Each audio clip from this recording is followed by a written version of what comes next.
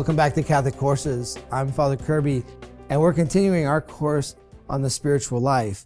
We are the second lesson in part 2, and we are continuing our discussion on the role of virtue, on the life of virtue and its importance in our discipleship and in our spiritual life.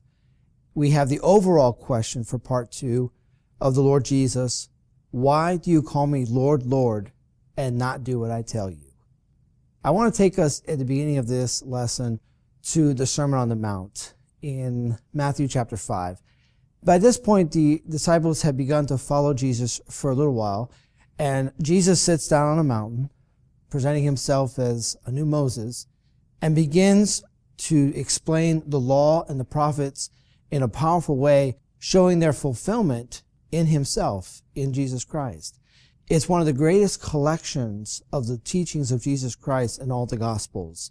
We're told at the beginning of this chapter that the disciples came to him, that the Lord sat down, and he began to teach them.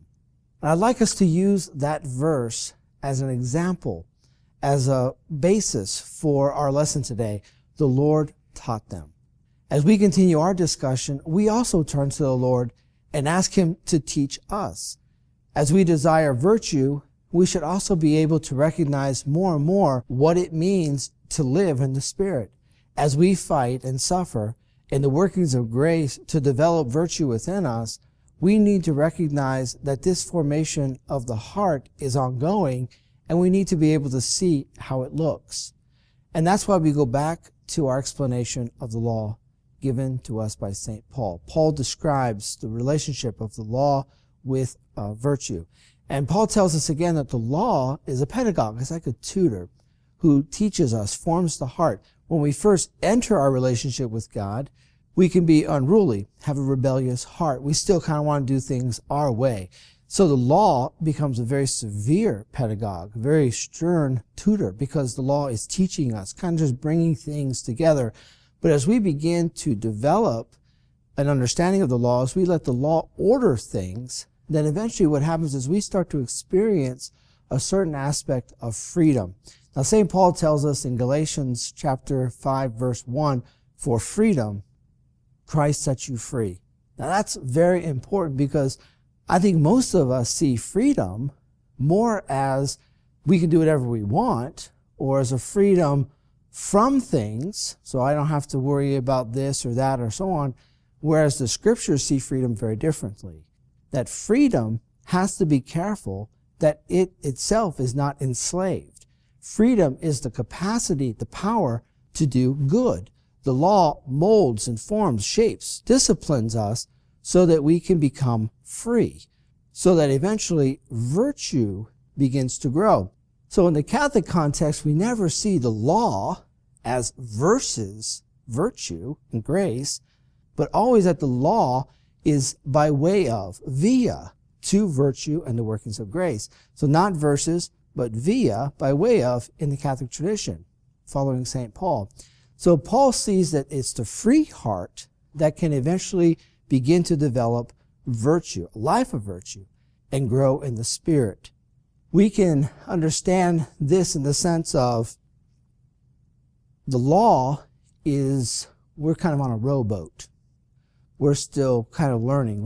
We learn how to row and stuff like that. It's hard, we're sweating, it's difficult, and so on. So that's kind of, we can imagine that image for the law. Virtue is the sailboat. That eventually, when we develop a life of virtue, for example, I'm no longer going to be telling lies. The law accused me of my lies. I'm not lying anymore. So now, integrity, that virtue carries me. It's like a sailboat. So at the beginning, the law and developing an ordered life can be very difficult for us, especially as we identify areas of our life that need to change. But the consolation is that once we begin to develop this life of virtue, things become easier. And that's where we come to the Beatitudes, also going to the Sermon on the Mount, and the fruits of the Spirit. And these are the marks and the fruition of our relationship with Jesus Christ. These are the fruitions and the marks of a person who has truly allowed himself or herself to be disciplined by the law and to begin to develop virtue. Now we begin to see a life of the Spirit, Beatitudes and the marks, the fruits of God's Spirit.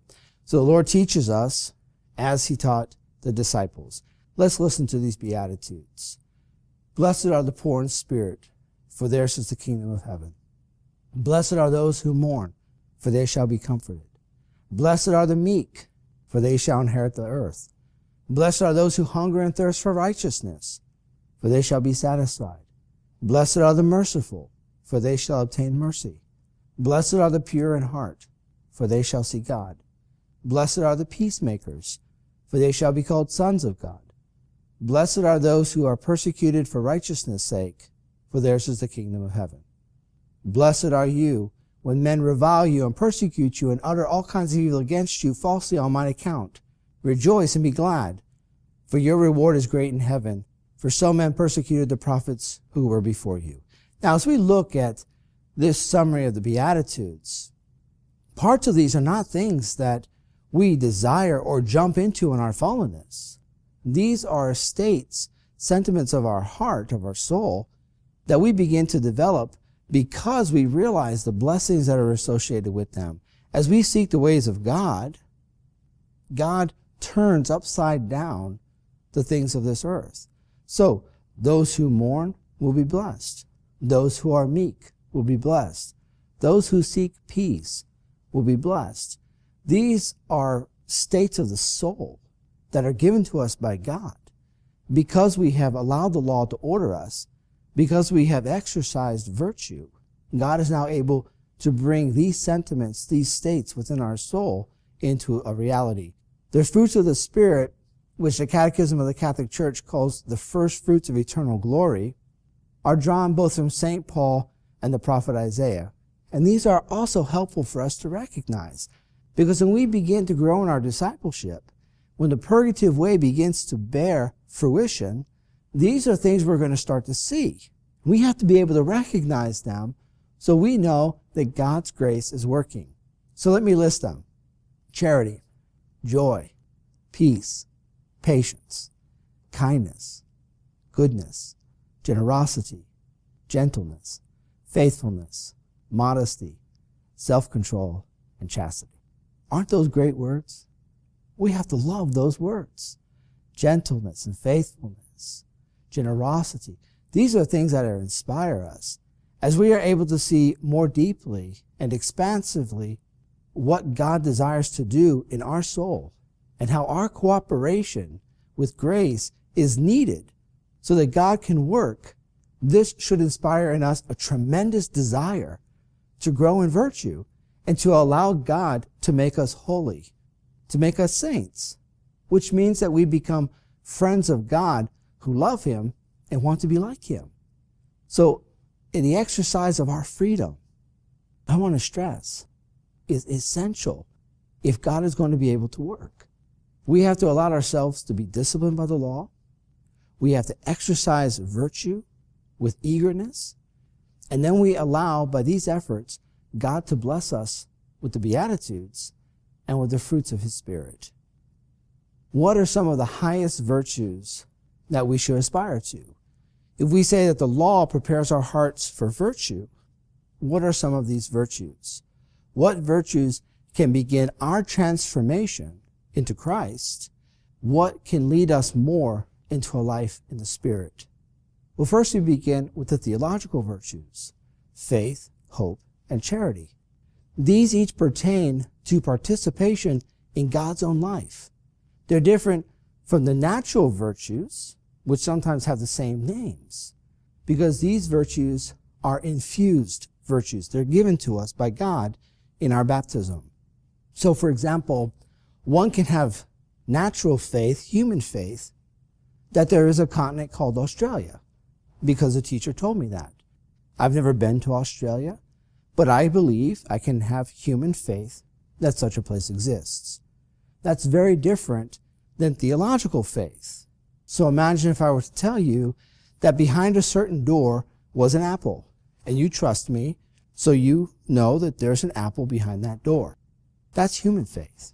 But imagine if the little apple was to knock on the door and say, "Hey, I'm out here," right? It's like we have to believe the apple's testimony in himself. Now, it sounds funny, but when we talk about theological faith, we talk about God's allowing us to share in his own knowledge of himself. So you see the difference between a human virtue and a theological virtue. Traditionally, we talk about 3 steps of faith. First, I believe in God. I believe in his existence. Secondly, I believe in God in the sense that I trust him. But then the third, and this is where theological faith is taking us, I believe in God. I become a member of the body of Christ by baptism. I believe within God. And that is theological faith. Theological faith is not simply knowledge of God as simply a collection of facts, but a true knowledge of participation in God's own life.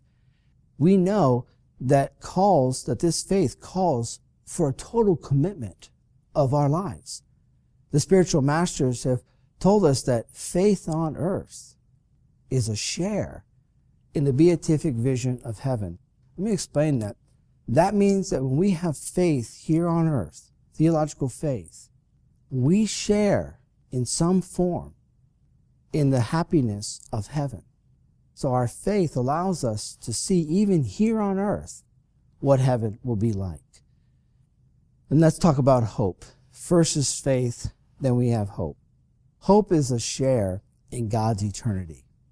We desire heaven as our happiness, and we see this life in the light of eternity and its joys. It is a trust in God that relies on his promises and knows his goodness. Hope inspires us and it purifies us. It orders our desires and expectations. Hope keeps us from discouragement and sustains us in times of abandonment or suffering. In the Greek world, hope was a curse, because for one to have hope, certainly not in the gods, hope meant to believe in oneself, and that was a curse. We know that even today, so many people have a misunderstanding of hope, and they have such a reliance on humanity. And we know that that's also a curse, because so much of our hope we cannot fulfill. Hope is when we rely on God. We turn to God. We rely on his eternity. We see our life in light of his eternity. And that gives birth to Pope John Paul II's famous quote, "Life is not a problem to be solved, but a mystery to be lived." And isn't that just liberating? That's hope. So we have faith, hope, and we have charity.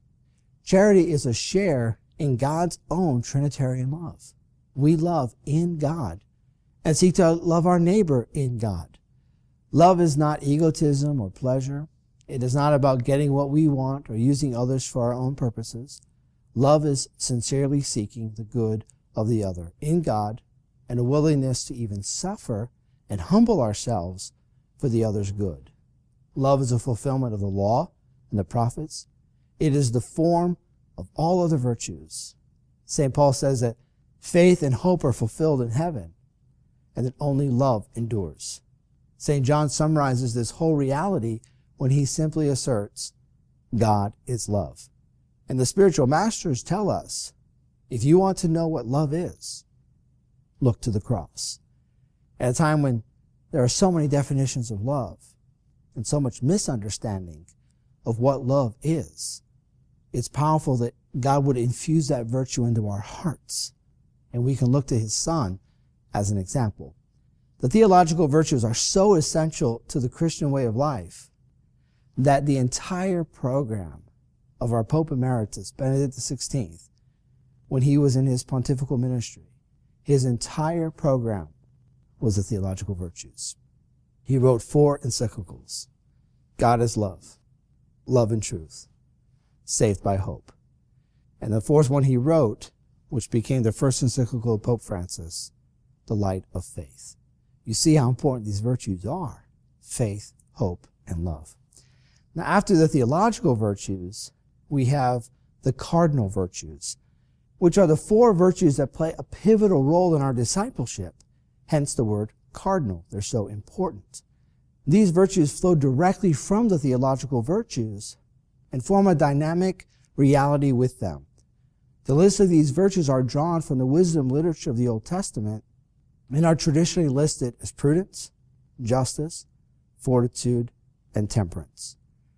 Prudence is hailed as the most important virtue after the theological virtues. And why is that? Because prudence discerns our true good in the state of affairs of this life. It orders the response of all the other virtues according to this good. It guides the judgment of our conscience, and it's not to be confused with political maneuvering or fear.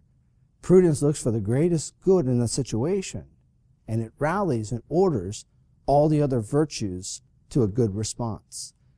That's prudence. Justice is giving God and our neighbor their just due. It promotes the common good and respect and goodwill among all peoples. Justice is an essential virtue for the common good of society and of the church. Then we have fortitude. Fortitude ensures firmness in difficulty and constancy in the pursuit of the good. It strengthens our resolve to resist temptation and overcome obstacles in our moral life. It conquers fear. It helps us to renounce and sacrifice things for a just cause. Fortitude is also needed, greatly needed, in the life of the Christian believer. And then we have temperance. And temperance moderates the attraction of pleasure and provides a balance in our use of created goods.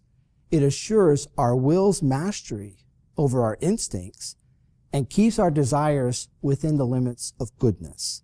All the other virtues in our Christian discipleship. That is, good habits that govern our actions, order our passions, and guide our conduct according to faith and morals, flow from the theological and cardinal virtues.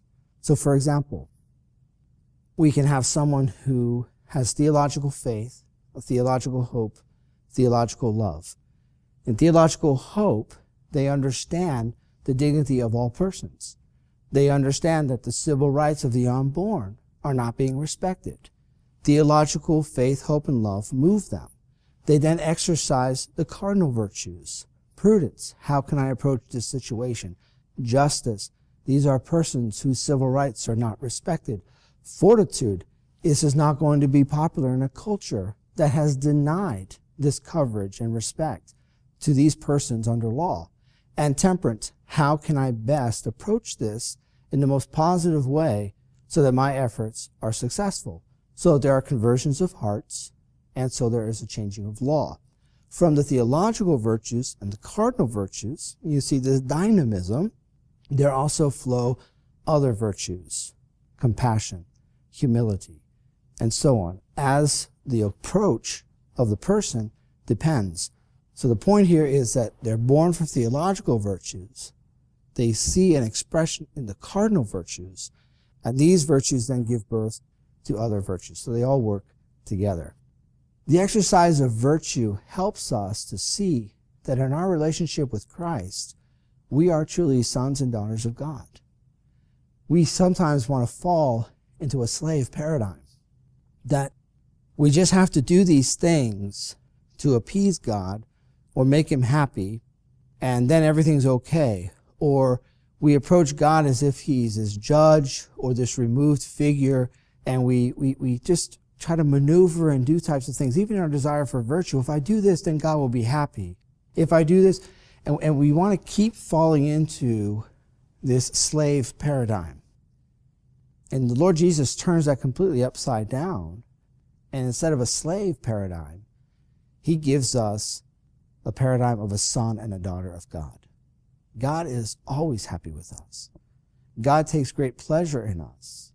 The response of virtue is not whether or not God loves us, but how much we are willing to love God. So the slave paradigm has to be removed in our desire for virtue. And we have to understand our dignity and our summons as sons and daughters of God. We share in God's own life. Virtue is the wrestling match between our fallen nature and the workings of God's grace. Virtue allows God to work within us and for the life of the Spirit to grow within us. Virtue reminds us how incarnational holiness truly is. As Christ, God becoming a man, is radically incarnational. In virtue, holiness becomes radically incarnational. Virtue is the continuous lesson for us of how practical holiness truly is. There is nothing more tangible in human life than holiness. It's more real than the physical objects in front of us. And virtue constantly helps us to see this holiness, to hear it, to touch it, to taste it. Virtue is the practical manifestation of God's grace and of holiness in our life and in our world. In my priestly ministry, at times I have to travel to different parts of South Carolina or the Southeast in my priestly ministry. And one time I was at a gas station, and believe it or not, this gas station, I actually had to go and pay cash before I could pump my gas. A bit antiquated, but I went in, I gave the woman a large bill. She thought I gave her a larger bill than what I actually gave her. She gave me too much change. So I took the change, and I'm about to walk out, and I look at it, I'm like, oh, now, I can put this in my pocket and walk out, or I can turn around and say, excuse me, ma'am, you overpaid me. I know at the end of the day, she's going to have to count her money. If her money's off, she will have to pay the difference. So, of course, I turned and said, excuse me, ma'am, you overpaid me. You should have seen her face. Oh, my goodness, thank you so much. Yes, thank you. You see? You see how tangible it is? A small exercise of virtue manifests God's holiness and grace in our daily lives. It's that simple. It's smiling when we'd like to respond in a mean spirit. It's repeating ourselves patiently when we've already repeated ourselves so many times. It's the kindness that we show to our neighbor who really irritates us. Every day, God gives us multiple ways in which to manifest holiness and grace by the sound and constant exercise of virtue. So, to place us back in the purgative way, let's look at the story of the prodigal son. There's an initial conversion. First, before this conversion, he asks for the father's inheritance. He goes off, he spends it, all of it. He lives a wild life, and there he finds himself in a pig pen. You recall pigs are unclean to the Jewish people. And he's there in complete desolation, and he realizes, well, I can at least go back to my father's house, and at least I can be one of his servants. That's the beginning of his conversion. I can turn back to my father. He starts their way home. He arrives home, and all of a sudden, everything he thought is turned upside down. The faith, the hope, the love, all those things that he had thought one way. Well, I'll just go and I will know my father and his home. I will be his servant. I will serve his table. I will just get a warm meal. I am no longer a member of this family. All the things that he had thought in a fallen way.